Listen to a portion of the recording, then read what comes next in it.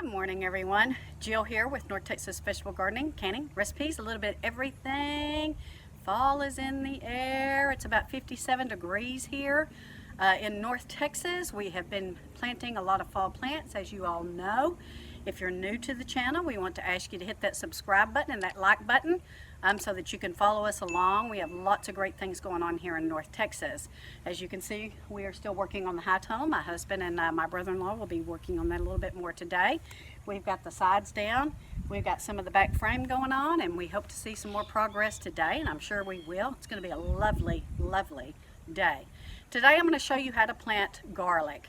And we're going to put it in a raised bed, and we're going to plant it now so that we'll get us a good spring harvest. Garlic is an excellent anti-inflammatory. It's an excellent antiviral. So anyway, let's get started. I'm going to show you what's going on. So the kind of garlic that we chose for our garden is a non-GMO heirloom variety, and it is the soft neck garlic.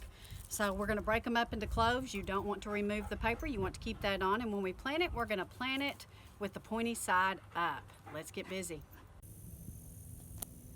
So this is the spot I'm choosing to put my garlic in. This is one of my raised beds. I have modified the soil a little bit for my radishes. I'm going to do it again today, and I'm going to put some mushroom compost in here. But what I'm going to do, since these radishes will be ready to harvest in the next 2 weeks most likely, I'm going to plant my garlic here next to my ginger. And our ginger, guys, kind of got choked out from the green beans, but it's coming back now. So we're going to let it go until we get close to our first frost, because we want to pull that up before then.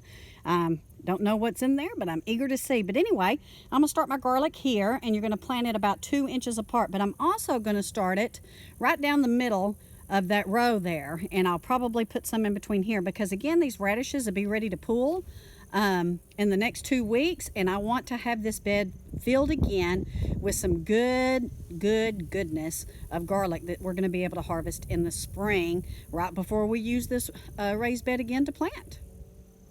So as you guys know, probably about 6 weeks ago, we had a bunch of mushroom compost hauled in because we needed to modify our soil in the main garden. It's also very important to keep your raised bed soil modified. You want to be sure and have plenty of organic matter in your raised bed, and it's a little bit easier to do when you do have raised beds than in the main garden. The main garden is a very large area. So this is a condensed area, of course. This is probably about 8 by 4 feet, and we add new soil to it every year. So what I'm fixing to do is I'm going to add more of this beautiful mushroom compost into it before I plant my garlic bulbs. The reason why we're using the mushroom compost is it is usually made up of straw, horse stable goods that they rake up, also chicken manure, and it has a little bit of peat in it. So this also helps retain moisture in our raised beds, and here in Texas that's very important that we're able to retain our moisture, because we get awfully hot in the summertime, and believe it or not, in the wintertime a whole lot we get dry winters.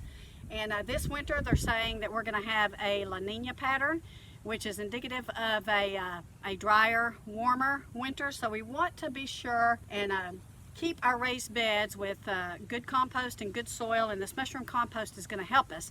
So what I'm going to do is I'm going to put this in here where I'm going to plant my garlic bulbs, and then I'll show you what I'm going to do. So since our soil is modified, everything's looking really good, and it's really soft, and we're supposed to get some rain this week. We're going to plant these bulbs about 2 inches apart, 3 inches deep.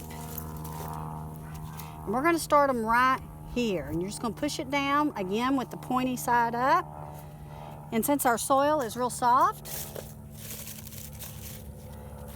it's going to go in real easy. This is going to give us a great harvest, guys, in the springtime. Very excited. Look how soft that soil is.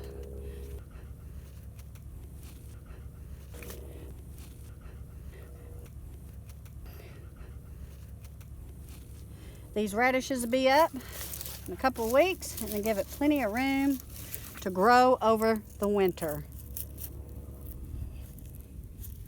So we're going to continue on down the rows here, and I'll show you what it looks like when we're done. Okay guys, they are in. Ooh wee, I can't wait till the springtime. Okay guys, that's the wrap. It's very important that you make the most of your growing spaces. All your raised beds that you did maybe back in the spring or that you're going to do now, make the most. You can start planting things around other things that are going to come to fruition in the next 20 days, 30 days.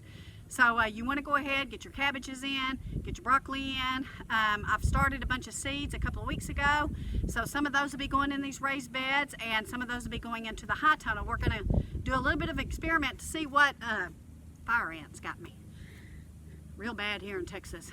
Anyway, we're going to do a little experiment to see which goes better.